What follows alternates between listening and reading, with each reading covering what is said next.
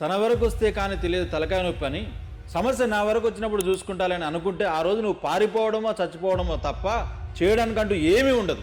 ఈ వీడియో చివరి వరకు చూసి దేశంలో ఏం జరుగుతుందో తెలుసుకో. 1378లో భారతదేశం నుండి ఒక భాగం వేరు చేయబడింది. అది ఇస్లామిక్ దేశంగా మారింది. దాని పేరు ఇరాన్. 1761లో భారతదేశం నుండి ఇంకొక భాగం వేరు చేయబడింది.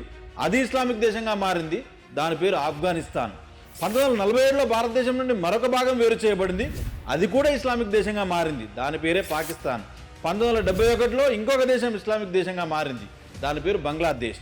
1952 నుండి 1990 మధ్యలో భారతదేశంలో ఒక రాష్ట్రం ఇస్లామిక్ రాష్ట్రంగా మారింది. దాని పేరు కాశ్మీర్. ఇప్పుడు పశ్చిమ బెంగాల్, కర్ణాటక, తెలంగాణ, అస్సాం మరియు కేరళ ఇస్లామిక్ స్టేట్స్గా మారే దశలో ఉన్నాయి.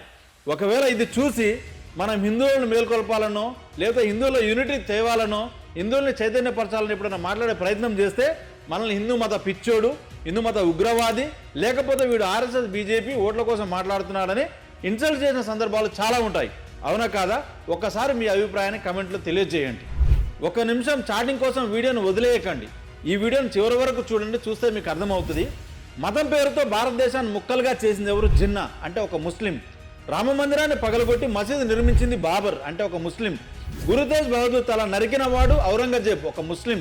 కాశ్మీర్లో పండిట్ల హిందువుల నరమేధం చేసిన ప్రతి ఉగ్రవాది ముస్లిం. ముంబైలో బాంబు పేలులకు పాల్పడిన వ్యక్తి దావూద్ ఒక ముస్లిం. భారత పార్లమెంటుపై దాడి చేసిన అఫ్జల్ ఒక ముస్లిం. గోధ్రాలో కరసేవకులను సజీవ దహనం చేసిన ప్రతి జిహాదీ ముస్లిం. 26/11 హిందువులను తూటాలతో కాల్చి చంపింది ఎవరు? కసబ్ ఒక ముస్లిం. అమర్నాథ్ యాత్రను నిషేధించాలని డిమాండ్ చేసిన గిలానీ ఒక ముస్లిం.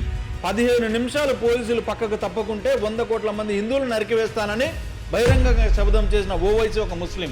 ఈ సందర్భంగా నేను చెప్పేది ఏంటంటే, గోమాతను కోసుకు తినేవాడిని, వందే మాత్రం పాడని వాడిని, మన త్రివర్ణ పతాకాన్ని తగలబెట్టిన వాడిని, లవ్ జిహాద్ పేరుతో మన ఆడపిల్లలు చంపేవాడిని, ఈ దేశాన్ని నాశనం చేయాలని ఆలోచించే ప్రతి దొంగనా కొడుకును తగిన సమాధానం చెప్పే విధంగా ప్రతి హిందూ యునైట్ అవ్వాలి, చైతన్యం అవ్వాలి. ఎందుకంటే అఖండ భారత్ నుండి విడిపోయిన ప్రతి ముక్క ముస్లిం దేశంగా మారిందన్న విషయం ప్రతి హిందూ గమనించాలి. ఆ ముస్లిం దేశాల్లో హిందువులు కనీసం బ్రతికే పరిస్థితి లేదు. మనలో చైతన్యం, ఐకమత్యం రాకపోతే కాశ్మీర్లో, బెంగాల్లో లాగా దేశం మొత్తం ప్రాణాలు అరిచేతిలో పెట్టుకుని పరిగెత్తాలి. పరిగెత్తే రోజు వస్తుంది. కాబట్టి మన భవిష్యత్ తరాలు హిందువులుగా ఉండాలంటే, మనం హిందువులుగా మనగడ సాగించాలంటే మేలుకో హిందువు మేలుకో. ఈ వీడియో కనీసం 10 మందికైనా పంపించండి. హిందువుల్ని ఏకం చేయండి.